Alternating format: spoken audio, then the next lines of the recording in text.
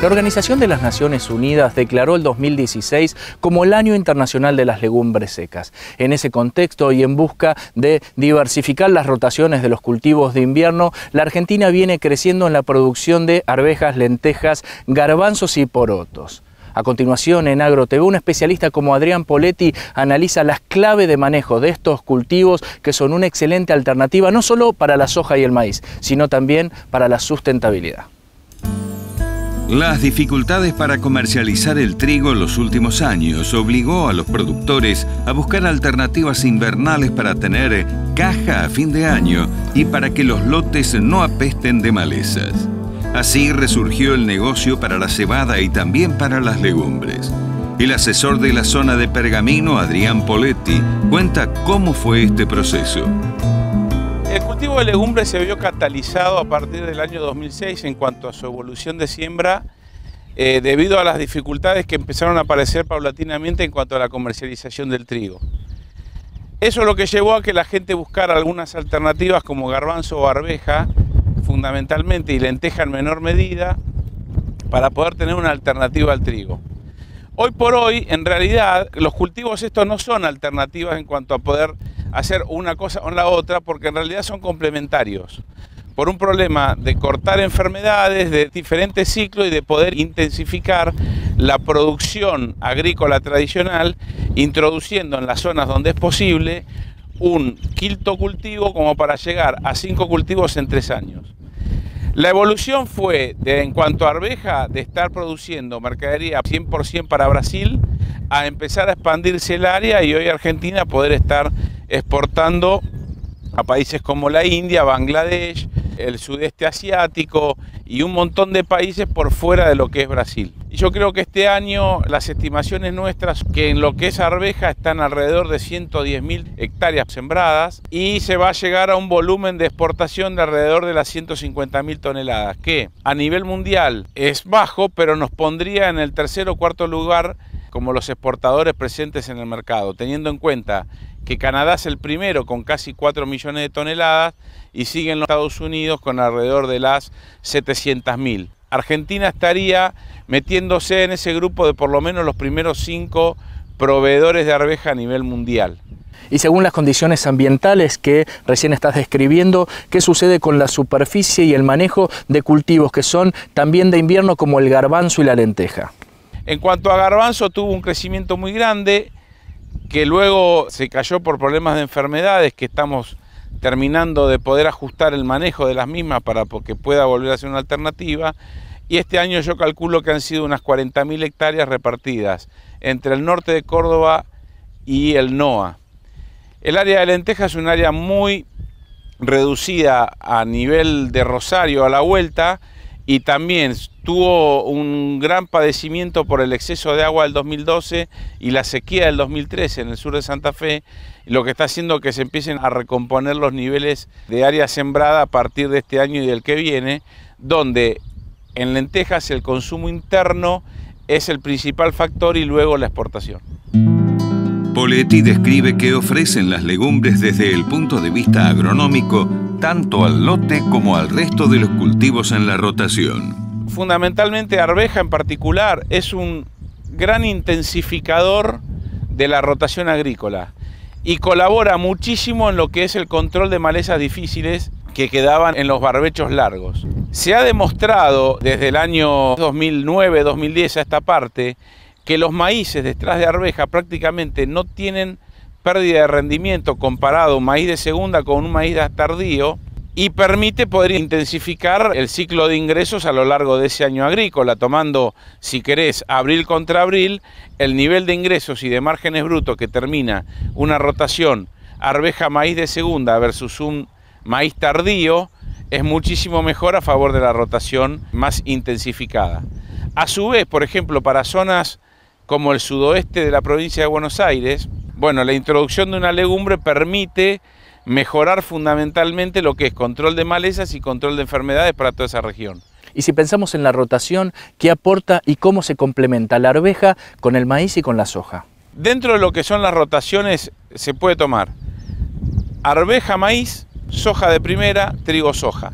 Esta rotación tiene para la arveja una complicación que arranca con mayor volumen de rastrojos y la hace un poco más susceptible a enfermedades de base, como ser tizón de la arveja a partir de un hongo que se llama Mycopharella pinodes. Hoy estamos introduciendo tecnología de la horticultura con el manejo de fofitos que nos permite manejar ese tipo de problemas. Una soja hecha atrás de una arveja, en términos generales y con años normales, está rindiendo aproximadamente lo mismo que una soja de primera.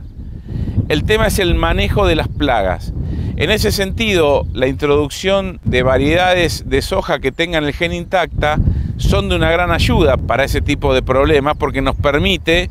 en los primeros estadios no tener pérdida de planta o pérdida de volumen de las primeras hojas o los primeros brotes en manos de ISOCA, pero eso se está evaluando. Recién este año nosotros en nuestra consultora vamos a tener los primeros lotes de intacta sobre arveja para ver qué diferencia tienen con respecto al manejo tradicional. En productos que van en muchos casos a consumo directo, es importante tener en cuenta algunas cuestiones de manejo a campo, cosecha e industrialización para proteger calidad y las características organolépticas. Fundamentalmente lo que hay que tener en cuenta es tratar de usar los productos lo más amigable posible con el ambiente y que dejen los límites máximos de residuo o LMR mínimos. En ese sentido, las diamidas están cumpliendo un factor importante porque tienen límites máximos de residuo bastante altos y el residuo que dejan es bajo. Hay que tener sumo cuidado con los herbicidas que se utilizan para secar el cultivo. El cultivo necesita ser secado para que quede homogéneo y que la calidad del grano sea de un verde parejo, que es lo que el mercado requiere para su comercialización. En definitiva, esto no tiene una industrialización previa para poder ser consumido por las personas, ¿no es cierto? Con lo cual la comercialización es bastante directa y en ese sentido hay que tener cuidado. Poletti repasa las necesidades nutricionales de la arveja. La gran diferencia que tiene la arveja con respecto a soja es que tiene cualitativamente mucha mejor proteína porque no tiene factores antinutricionales. Entonces, para poder ser consumida no necesita una alteración a partir de un aumento de temperatura como necesita la soja. Con lo cual, tanto en sus variedades de consumo humano directo como en sus variedades forrajeras, es una muy buena alternativa, por ejemplo, para lo que es nutrición de monogástricos como cerdos, donde deja un nivel de firmeza de grasa y un nivel de masa muscular muy superior a lo que es la alimentación tradicional en base a maíz, y en vacas lecheras, donde tenés un alto contenido de proteína bypass que va directamente al cuajo, y eso estimula la producción de materia seca por litro de leche producida. Y en ese sentido es muy buscado por aquellos tambos cuya leche está destinada a la producción de quesos, porque tiene mejor rendimiento en cuanto a la materia seca lograda. De hecho, algunos ensayos se están empezando a hacer en el sur de hacer ensilaje de arveja amarilla con cebada, de forma tal de tener un volumen de reservas forrajeras importantes de altísima calidad. De hecho, por ejemplo, Canadá, que es el principal productor mundial, consume unas 800.000 toneladas en lo que es producción de cerdo. Directamente usa la arveja como el suplemento proteico para lo que es la producción de cerdo, tanto sea para consumo fresco como para consumo a través de fiambres. En cuanto a rendimientos, Argentina no está tan lejos de los que se obtienen en los países líderes productores de legumbres. En cuanto a los rendimientos, somos bastante competitivos con los principales países. Te diría que Argentina puede llegar a los niveles canadienses sin mayor problema, por el tipo de ambiente que tenemos, ¿no es cierto? Nosotros hacemos arveja en un ciclo invierno, primavera, estival, y ellos las hacen en un ciclo primavera, estival, otoñal. El productor argentino tiene buena competitividad en cuanto a la productividad. Este año, debido al golpe de calor de fin de octubre, a los ciclos cortos no los benefició y están alrededor de entre 14, 15 y 16 quintales, pero los ciclos largos, como la variedad donde estamos parados ahora, o algunas francesas que se están introduciendo, han tocado rendimientos de entre 28 y 32 quintales sin demasiado problema. El país es muy plástico y se puede sembrar arveja desde prácticamente la latitud de Rafaela hasta el sur de la provincia de Buenos Aires, con lo cual en cada sección de siembra tenemos que ajustar en las variedades disponibles cuál es el momento de siembra para evitar o fríos extremos durante la floración, que sería el problema del sur, o calores extremos durante el llenado, que sería el problema del norte. Al referirse a la comercialización, Poletti repasa los precios de esta campaña y advierte que las especialidades no deben sembrarse sin saber a quién y cómo se van a vender. El mercado fundamentalmente es exportación. Argentina debe estar consumiendo entre 10 a 15.000 toneladas que va al consumo de lata y el resto se exporta, siendo uno de los países que históricamente fue el que más llevó, siempre fue Brasil, con alrededor de unas 30 a 32.000 toneladas por año, pero últimamente se han podido abrir mercados, digamos, los grandes consumidores de arveja mundial, que son los que están dentro del subcontinente indio, digamos, lo que vendría a ser Pakistán, la India y Bangladesh, que son los principales consumidores mundiales, y que en la India fundamentalmente lo que se está viendo es que hay una necesidad permanente de aumentar las necesidades de importación, debido a que están pasando de tener 300 millones de personas que estaban por debajo de la línea de la pobreza, cada vez los están arrimando más a lo que requiere la Organización Mundial de la Salud en cuanto a los niveles de proteína básicos. Hace unos años estaban consumiendo 12-13 gramos de proteína por día, están arrimándose o están yendo a tratar de que con la gente consuma 45 gramos. A eso tenés que sumar que China se está presentando quizás como uno de los mayores importadores, cuando antes era un exportador, debido a que está utilizando la arveja como enriquecedor de harinas blancas para la producción de fideos. Esa introducción como ingrediente lo que está llevando es que China arrancó a importar de Canadá en el año 2010 unas 250.000 toneladas, a que en la presente campaña muy probablemente supere el 1.000.000 de toneladas. ¿Qué logran con eso? Y logran mejorar los perfiles proteicos de las pastas. Entonces, la gente de menores recursos tiene un alimento que quizás no llega a la calidad de una carne, ni mucho menos, pero una cosa es comer una pasta que tiene un 10% de proteína y otra cosa es comer que la gente pueda consumir una pasta con el 18% de proteína, con una proteína de cierta calidad. Eso lo que está haciendo es que China se empiece a presentar quizás como el importador más grande a nivel mundial.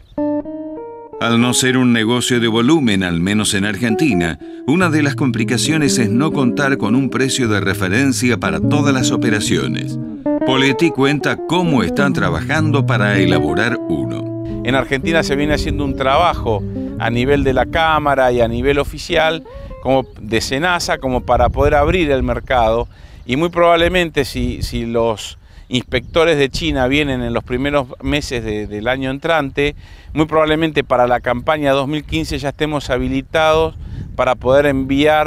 realizar los primeros embarques de arveja argentina a China. Si vos te pones a pensar, la realidad es que cada año el incremento de la demanda que genera China es prácticamente la cosecha argentina, con lo cual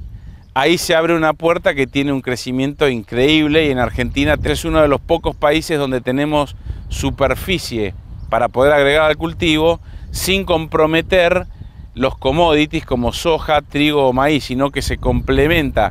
con soja y maíz en forma excelente dentro del primer año y con trigo o cebada dentro de lo que es la rotación de cultivos de invierno. Adrián, ¿y cómo se está trabajando para generar un precio de referencia a futuro en estos cultivos alternativos que es fundamental para darle certidumbre al negocio? Nosotros empezamos a trabajar en ese sentido en el año 2009, tratando de lograr una ecuación que nos diera una cierta previsibilidad en cuanto a posibilidades de precio futuro que voy a tener con una producción. No tener ese dato es una limitante muy grande en cuanto a la introducción de nuevos jugadores productivos, donde necesitan tener certidumbre de todo lo que están sembrando y tener una idea de qué precio lo van a poder vender, por lo menos aproximada. A partir de ese momento, y recabando datos de lo que son valores de arveja canadiense, que es el principal mercado, el mercado de referencia,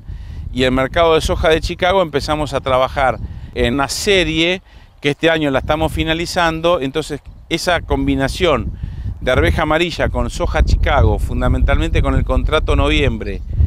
y de la arveja verde con la arveja amarilla, nos está empezando a dar unas ecuaciones bastante estables en cuanto a poder predecir a qué nivel de precio vamos a poder tener al momento de la cosecha. La idea de eso es poder tener una herramienta que permita a las empresas que financian productos sobre la arveja tener una idea de a qué valor más o menos lo van a poder recuperar sus acreencias. Al productor poder tener una cierta idea de decir, bueno, necesito vender de entrada o puedo esperar a la campaña de comercialización fuerte que va de marzo a julio. y a los exportadores más o menos tener una idea a qué valor pueden ir cerrando contratos en la medida que el cultivo va avanzando y se va asegurando la producción. Cuando vos no tenés un mercado donde poder, digamos, calzarte como el mercado de futuros o lo que sea, lo que tenés que tener es una expectativa correcta. Para aquellos que nunca sembraron legumbres, Poletti resume las principales cuestiones a tener en cuenta para animarse a entrar al negocio. Lo primero que hay que tener en cuenta cuando vas a hacer algún cultivo especial, sea legumbre, maíz pichingállo, girasol confitero, coriandro, lo que sea, es con quién lo vas a vender. Eso es fundamental. Si haces un cultivo de estos y no sabes con quién lo vas a comercializar, estás en un problema. Porque podés, llegado al caso, tener que esperar un tiempo para poder comercializarlo, y hoy se trata de que las cosas tengan la mayor eficiencia posible, inclusive de lo comercial. Dentro de lo que es la implantación del cultivo, una de las contras que tenemos fundamentalmente en arveja, pero en todas las legumbres en general, es la falta de variedades. Hay un montón de desarrollos hechos de variedades nuevas que permitan reemplazar el stock de variedades viejas que tenemos, pero que están a la espera de la ley de semillas como para poder el obtentor obtener un resultado de su trabajo, cosa que es muy lógica. En ese sentido, la ley de semillas muchas veces es vista solo como una forma de favorecer a determinadas compañías multinacionales, y lo que estamos haciendo es perjudicar un montón de cultivos que necesitan algún tipo de protección para poder intensificar la rotación agrícola. Pero así todo, dentro del sector privado se está avanzando con algunas variedades nuevas, y lo que estamos trabajando fundamentalmente es lo que es el manejo de enfermedades en los primeros estadios del ciclo y el manejo de plagas en los finales. Estos cultivos también son medios conectores con otro sector agronómico de producción de alimentos, que es la horticultura. Porque mucha de la tecnología que se usa en esos sectores, que es mucho más avanzada que la tecnología que se usa a nivel agrícola, sirve para manejar mejor este tipo de cultivos, inclusive los cereales o las hojas tradicionales. Hoy por hoy yo no concibo hacer un fungicida en este tipo de cultivos sin los fosfitos, porque es una herramienta